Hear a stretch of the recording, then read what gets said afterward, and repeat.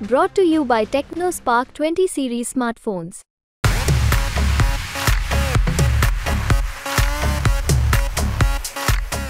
मेरा एक सीधा सवाल है कि अगर हमने कोई गलती की, तुम्हारे पास कोई सबूत है? मैं नकली वीडियो की बात नहीं कर रहा हूँ। 8 साल से घूम रहा हूँ और कॉलर पकड़ करके तुमको तुम्हारी औकात बता रहा हूँ। क्यों? मैं आपके बीच सिर्फ और सिर्फ ये कहने के लिए आया हूँ कि आपके बीच इससे पहले भी बहुत सारे प्रत्याशी आए, उन्होंने वोट मांगा और आपने वोट दिया। मैं सिर्फ ये हाल जानने के लिए आया हूं आपका कि जिनको आपने वोट दिया और उन्होंने जो आपसे वादा किया, उसमें से कितने वादे पूरे हुए हैं? ये जो पुस्ता रोड है, इसका चौड़ीकरण करने का, डबल पुस्ता बनाने का वादा हुआ था ना? आपके एरिया में जो पानी की समस्या है कि समय पे जो है पानी की लाइन डल जाएगी, फोन करने पे जो है पानी की टैंकर आ जाएगी, ये वादा हुआ था ना? मैं जब इस गली से आ रहा था तो मैं सोच रहा था कि कितना बढ़िया सड़क है, बारिश हो जाए तो सड़क पे ही मछली भी पाल लेंगे। इतने गड्ढे जो हैं ये पुस्ता रोड से लेकर के ये मंच तक आने में दिखाई दिया है। आपको बस ये सोचना है, और खास करके जो हमारी माताएं सुन रही हैं, माता जी, रोटी को ज्यादा देर तवा पे छोड़ देते हैं तो रोटी जल जाती है ना? वैसे ही किसी इंसान को ज्यादा देर कुर्सी पे छोड़ देते हैं तो वो अहंकारी बन जाता है, उसका अहंकार बढ़ जाता है। मैं आपसे ये कहने के लिए आया हूं कि आपके आशीर्वाद से हमने डॉक्टर की डिग्री ली है, हमने पीएचडी किया है। ये पढ़े लिखे कांस्टेबल साहब हैं। क्या साहब, डॉक्टर बनने में बहुत मेहनत लगता है ना, पीएचडी करने में। हमने आपका नमक खाया है। आज जब हम आपके बीच आए हैं तो हम सिर्फ एक संकल्प लेकर के आए हैं कि यह जो सत्ता का अहंकार है, अगर आप इस अहंकार को तोड़ना चाहते हैं तो हम आपके उम्मीदों को जोड़ने के लिए आए हैं, आपके सपनों को जोड़ने के लिए आए हैं। जो मुद्दे उत्तर पूर्वी दिल्ली के लोगों के हैं, और वो मुद्दा जो है, उस मुद्दा को समझने के लिए कोई किताब पढ़ने की जरूरत नहीं है। जो इस क्षेत्र में रहते हैं उनको मालूम है कि भजनपुरा से यहां आने में कितना जाम का सामना करना पड़ता है। जो लोग सोनिया विहार से बाहर निकलते हैं, सुबह में काम पर जाते हैं, उनको मालूम है कि उनको जाम की कितनी समस्या झेलनी पड़ती है। जो विद्यार्थी पढ़ने के लिए कॉलेज जाते हैं, स्कूल जाते हैं, उनको मालूम है कि जाम की समस्या से उनको कैसे सामना करना पड़ता है। इस एरिया में रहने वाले लोग हैं, उनको अच्छे से मालूम है कि पानी कब आता है और कब पानी नहीं आता है। इस क्षेत्र में जो रहने वाले लोग हैं, पता नहीं कब से यह बात सुन रहे हैं कि पुस्ता रोड, डबल पुस्ता रोड बन जाएगा। मैं आपसे कहना चाहता हूं कि जो आप साल भर झेलते हैं, जो आप पिछले 10 साल से झेल रहे हैं, उसको बदलने के लिए इस देश के संविधान ने आपको एक ताकत दी है, आपको एक अधिकार दिया है। वो ताकत ये है कि 5 साल में एक बार लोग अपना हेलीकॉप्टर छोड़ करके जब आपकी गलियों का धूल फांकने के लिए आते हैं तो आप उनके चेहरे का धूल पोंछ करके कहिए, ए बाबू आए तो सही, हम तो यही रहते हैं। ये बताओ कि कब इस एरिया में रहने वाले लोगों को जाम से मुक्ति मिलेगी? ये बताओ कि कब यहाँ जो लोग जल भराव की समस्या से झेल रहे हैं, ये बगल में ही बस्ती है ना, चौहान बस्ती, चौहान पट्टी बगल में ही है ना। आपको मालूम है उस गांव को किसी ने गोद लिया था 2014 में। तो मैं आपसे पूछना चाहता हूं कि जो बच्चा गोद में था वो चलना शुरू किया है कि अभी तक गोद में ही बैठा हुआ है? ये जो परिस्थिति है, इस परिस्थिति को बदलने की ताकत आपके हाथ में है। इस परिस्थिति को आप बदल सकते हैं अगर आप इस देश की सत्ता को एक संदेश दें कि साहब 7 सीट में आपने 6 सीट बदल दिए, 6 पर कैंडिडेट बदल दिया, 7वें पर कैंडिडेट क्यों नहीं बदला? क्योंकि आपको यह घमंड है, आपको यह अहंकार है कि इस इलाके की लोगों की हालत नहीं बदलेगी तब भी जो है हम कुर्सी पे जमे रहेंगे, हमको कुर्सी से कोई बदलने वाला नहीं है। इसीलिए मैं आपके बीच वोट मांगने से पहले ये कहने के लिए आया हूं, वोट देना या नहीं देना आपका अधिकार है, लेकिन अगर पिछले 10 साल से आप जिन समस्याओं से जूझ रहे हैं उनसे अगर आप मुक्ति चाहते हैं, आप चाहते हैं कि हम एक ऐसे विकल्प को चुने जिसने गरीबी किताब में नहीं पढ़ी है। हम बिहार के लोग हैं, हम सपनों को सजाने के लिए, अपना भविष्य बनाने के लिए घर बार छोड़ करके दिल्ली आते हैं। मैं 2009 में उत्तर पूर्वी दिल्ली में जो तिमारपुर विधानसभा है वहां के नेहरू विहार में रहने के लिए आया था कि नौकरी मिलेगी, अच्छा पक्का मकान बनाएंगे, बढ़िया ब्याह शादी होगा, बाल बच्चा होगा, वंश का नाम आगे बढ़ाएंगे। स्थिति यह है कि हमने पढ़ाई लिखाई की, ट्यूशन पढ़ा करके हमने अपनी पढ़ाई की, और जब पीएचडी करने के लिए पहुंचे तो हमने देखा कि धीरे धीरे इस देश का इतिहास और इस देश की संस्कृति को बदलने की कोशिश की जा रही है। मेरा एक सीधा सवाल है आपसे। मेरा नाम कन्हैया है, मिथिला की भूमि पे जन्म हुआ, जो माता जानकी की जन्मभूमि है। आप मुझे बताइए, बड़े बुजुर्ग यहां बैठे हुए हैं, ईश्वर हमारी रक्षा करेंगे कि हम ईश्वर की रक्षा करेंगे? बोलिए, ईश्वर हमारी करेंगे ना? हम तो ईश्वर की रक्षा नहीं करेंगे ना, ईश्वर हमारी रक्षा करेंगे ना। हमारा काम है अपने कर्म पर ध्यान देना, फल देने का काम ईश्वर का है। आजकल कुछ लोग अपना कर्म पे ध्यान नहीं दे रहे हैं और ईश्वर की रक्षा करने का दावा कर रहे हैं। तो मेरा एक सीधा सवाल है, रे भैया, तुमसे ही गली तो बन नहीं रहा है, तुमसे नाला तो बन नहीं रहा है, रोड तो तुमसे बन नहीं रहा है, और तुम ईश्वर बचाने के लिए आए हो। अपनी कुर्सी बचाने के नाम पर लोगों को गुमराह करना बंद करो। और अक्सर यहां पत्रकार लोग बैठे हुए हैं, हमसे पूछते हैं कि मनोज तिवारी आपके ऊपर आरोप लगा रहे हैं। हमने कहा, देखिए, हमारे यहाँ एक कहावत कहते हैं कि खाया हुआ शरीर और नहाया हुआ शरीर छुपता नहीं है। आप हमारे ऊपर आरोप लगा रहे हैं और जो है आपके आरोप को हमने कई बार जवाब दिया है, लेकिन झूठ बोलने वाले लोग, उनकी ऐसी आदत होती है कि वो झूठ बोलते ही हैं। तो अब मैं उनको खुली चुनौती है, तो तुम इस एरिया में रहने वाले लोगों के सवालों का जवाब दो कि 10 साल में तुम्हारे खाते में 28 करोड़ रुपया पहुंच गया, इस एरिया में रहने वाले लोगों के खाते में 15 लाख रुपया क्यों नहीं पहुंचा?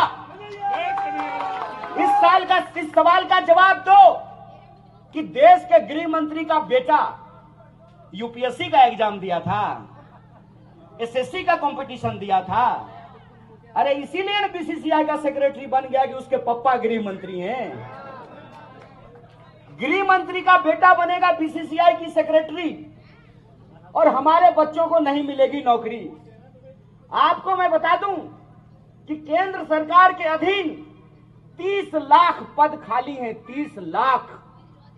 और कोई भी एग्जाम समय पे नहीं होता है, और एग्जाम जब होता है तो प्रश्न पत्र लीक हो जाता है। पैसा लेकर के नौकरी बांटते हैं। अगर घूस देने का पैसा नहीं है तो गरीब जो है अपने बच्चों को पढ़ा नहीं सकता है, अपने बच्चों को नौकरी नहीं दिला सकता है। और आप सब लोगों को सुन करके दुख होगा कि एक घंटे में 2 नौजवान हमारे देश में आत्महत्या कर रहे हैं। एक घंटे में 2 किसान हमारे देश में आत्महत्या कर रहे हैं और कहते हैं कि हम तीसरी सबसे बड़ी अर्थव्यवस्था बन गए हैं। बहुत बधाई आपको, लेकिन ये बताइए कि अगर हम तीसरी सबसे बड़ी अर्थव्यवस्था बन गए हैं तो वो 80 करोड़ लोग कौन हैं जिनको लाइन में लग करके 5 किलो अनाज लेना पड़ता है? वो लोग कौन हैं? मैं कहता हूं कि नई दिल्ली में रहने वाले बड़े बड़े लोग, मेट्रो भी अब आता है इस एरिया में। एक बार मेट्रो लेकर के ई रिक्शा पकड़ करके आइए उत्तर पूर्वी दिल्ली और देखिए ये है भारत की जनता किस हालत में रह रही है। अपने खून पसीने की कमाई से अपना परिवार चलाते हैं, फल बेचते हैं, दुकान चलाते हैं, नौकरी करते हैं, बिजनेस करते हैं। हालत ये हो गई है कि जो 400 का सिलेंडर मिलता था वो 1200 रुपए में मिलता है। बोलिए मिल रहा है कि नहीं मिल रहा है? जो सोना 35,000 रुपए तोला मिल रहा था 73,000 रुपए तोला मिल रहा है।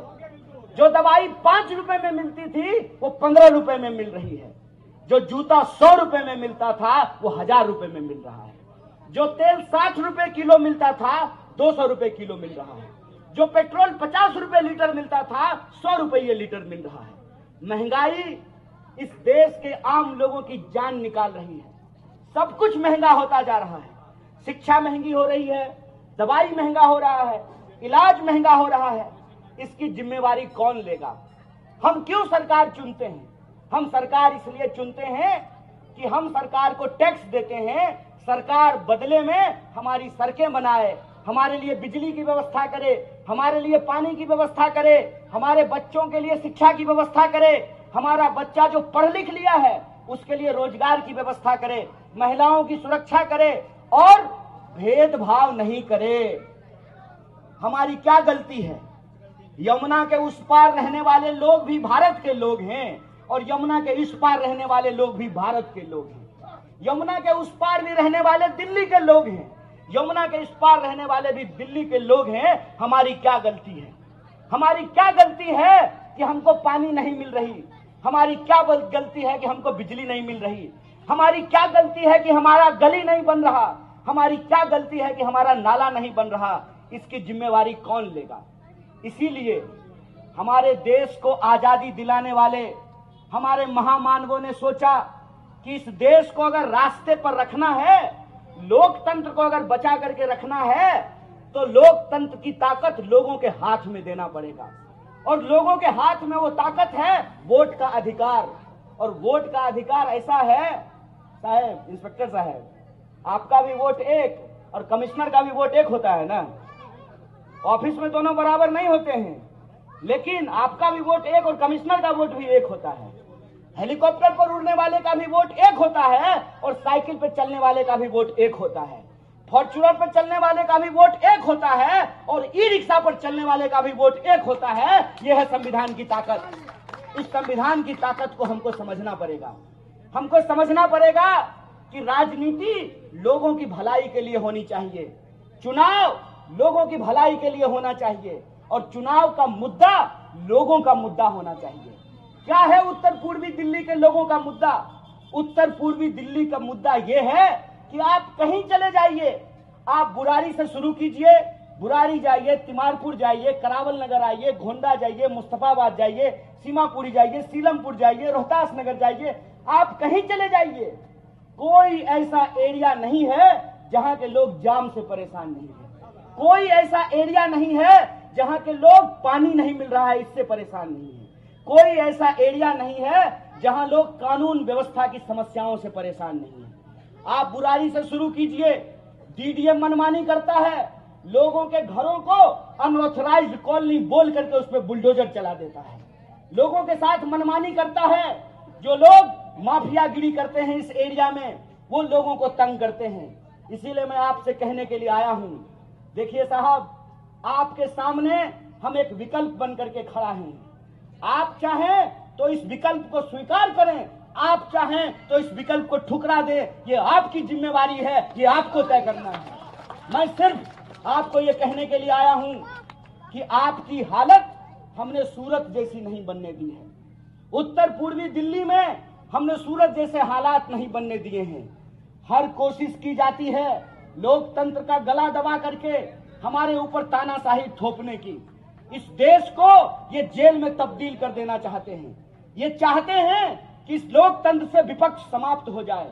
जो भी बोलने वाला इंसान है, जो भी इनसे सवाल पूछने वाला इंसान है, जो भी इनका गिरेबान पकड़ करके इनसे प्रश्न पूछता है, उसको ये बदनाम करने का काम करते हैं, मुझे भी बदनाम करते हैं।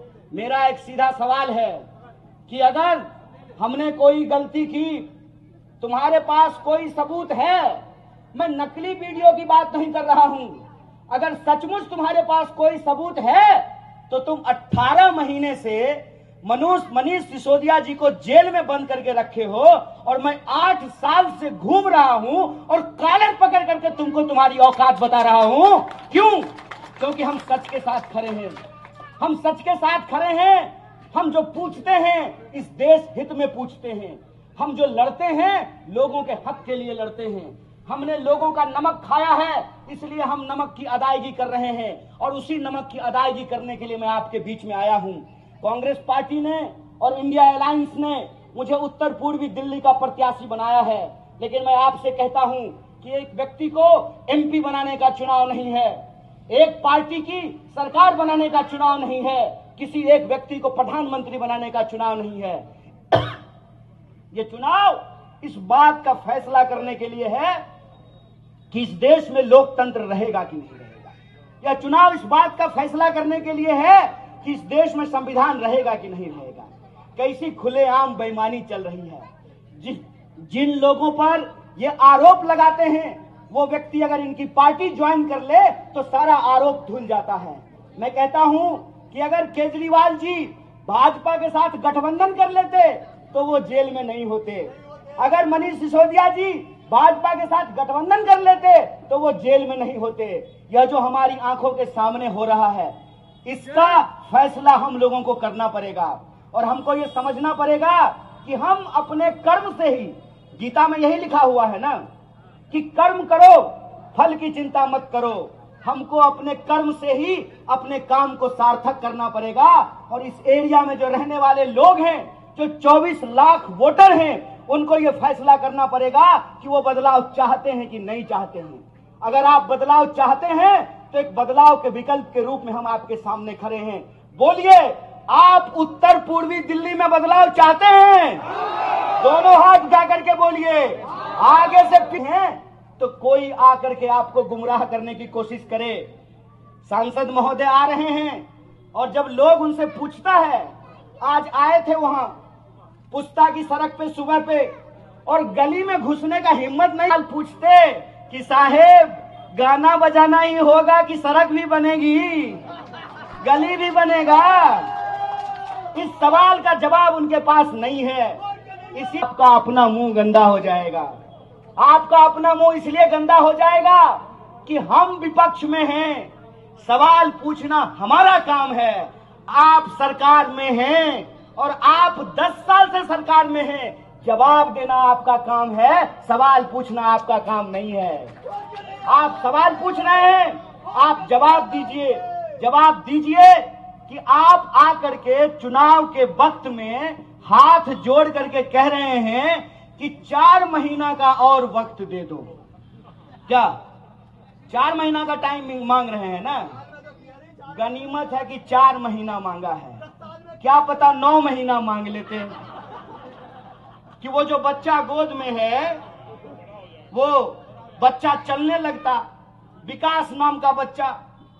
4 महीना मांग रहे हैं तो आप तय कीजिए कि जो आदमी 10 साल में डबल पुश्ता नहीं बनाया, जो आदमी 10 साल में अपने नाम का एक पत्थर नहीं लगाया, जो आदमी 10 साल में एक स्कूल नहीं बनाया, जो आदमी 10 साल में एक अस्पताल नहीं बनाया, आपको लगता है कि 4 महीना उसको मौका दे दीजिएगा तो कुछ करेगा? बोलिए, लगता है?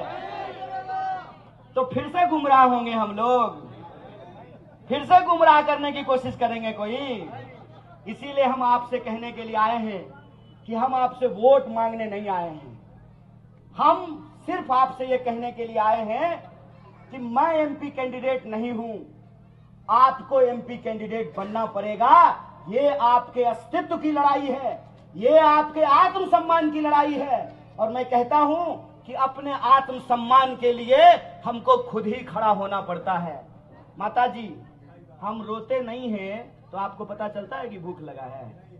बच्चा रोएगा तब न पता चलेगा कि भूख लगा है। इसीलिए हमको अपने हक में आवाज उठानी पड़ेगी। बोलिए, आप आवाज उठाने को तैयार हैं? उत्तर पूर्वी दिल्ली के लोग न्याय चाहते हैं। अगर न्याय चाहते हैं तो आप एमपी कैंडिडेट बनिए, घर घर जाइए, गली गली जाइए, लोगों से बात कीजिए और लोगों को कहिए कि 10 साल हमने किसी को मौका दिया, एक मौका किसी और को देखते हैं, काम करेगा तो ठीक, नहीं काम करेगा तो कान पकड़ करके इसको भी गद्दी से नीचे उतार देंगे। बोलिए, ठीक बात कि नहीं ठीक बात? और अगर आप इसके लिए तैयार हैं तो एक बात मैं कहना चाहता हूं, जो नौजवान यहां पे सुन रहा है, सुन लो मेरे भाई, अगर आपके पास डिप्लोमा है और हमारी सरकार बनी तो हम 1 लाख की पहली नौकरी की गारंटी करते हैं। जो हमारी महिलाएं सुन रही हैं, सुन लीजिए माताएं बहनें, अगर हमारी सरकार बनी तो महालक्ष्मी योजना के तहत हर महीने आपको 1000 रुपया ऑलरेडी दिल्ली सरकार देता है ना, हर महीने 1500 देता है, 1000 हम 8500 रुपया जो है आपको देने का काम करेंगे। अगर हमारी सरकार बनी तो जो नौजवान है, जो विद्यार्थी पढ़ता है, सुनो मेरी भाई, अगर इस देश में बड़े पूंजीपतियों का कर्जा माफ हो सकता है, इन्होंने अपने दोस्त का, बड़े पूंजीपतियों का, बड़े धन्ना सेठों का 16 लाख करोड़ कर्जा माफ किया है। हम कहते हैं कि अगर इस देश में बड़े धन्ना सेठों का कर्जा माफ हो सकता है तो आपको किसानों का कर्जा भी माफ करना पड़ेगा, आपको विद्यार्थियों का कर्जा भी माफ करना पड़ेगा। जो विद्यार्थी लोन लेकर के पढ़ाई किया है उस तमाम लोन को हम जीरो करेंगे, उसका कर्जा माफ करेंगे। और कर्जा हम इसलिए माफ करेंगे कि कर्ज लेकर के बच्चा पढ़ता है, इंजीनियर बनता है, एमबीए करता है, लेकिन जब नौकरी ढूंढने के लिए जाता है तो उसको नौकरी नहीं मिलती है। तो हम विद्यार्थियों का कर्जा माफ करेंगे, तो हम नारी न्याय करेंगे, युवा न्याय करेंगे, किसान न्याय करेंगे, विद्यार्थियों का साथ न्याय करेंगे। और इस देश के अंदर रहने वाले जो 140 करोड़ लोग हैं, यह देश हम सबका है। यह देश जितना धनवानों का है उतना ही गरीबों का है। और चप्पल पहनने वाला गरीब का एक बच्चा आपसे वादा करता है कि हम अपना हक लेकर के रहेंगे। आप हमारी आवाज को ताकत दीजिए, संसद में आपकी आवाज गूंजेगी, संसद में आपकी मांग गूंजेगी और आपके हक और अधिकार के लिए अपने खून के आखिरी बूंद तक संघर्ष करेंगे। इसी आशा और उम्मीद के साथ कि इस बार आप बदलाव के पक्ष में काम करेंगे और उत्तर पूर्वी दिल्ली में बदलाव होकर के रहेगा। बोलिए, बदलाव होगा, परिवर्तन होगा। तो इस बार 25 मई को आप परिवर्तन कीजिए। चिन्ह है, चिन्ह के बारे में एक बात आपको बता देते हैं कि दिल्ली में आम आदमी पार्टी और कांग्रेस पार्टी का गठजोड़ हुआ है और इस गठजोड़ में दिल्ली की जो 7 सीट है, 4 सीट पे आम आदमी पार्टी लड़ रही है, झाड़ू वाले लड़ रहे हैं, और 3 सीट पे कांग्रेस पार्टी लड़ रही है, हाथ का पंजा वाला पार्टी लड़ रहा है। इसीलिए आपके यहाँ वो बदलाव का चिन्ह हाथ का छाप है और वो छाप 2 नंबर पे है। आप उत्सव की तरह तैयार होकर के अपने घरों से निकलिए और परिवर्तन के उस बटन को दबाइए और उत्तर पूर्वी दिल्ली में बदलाव लेकर के आइए।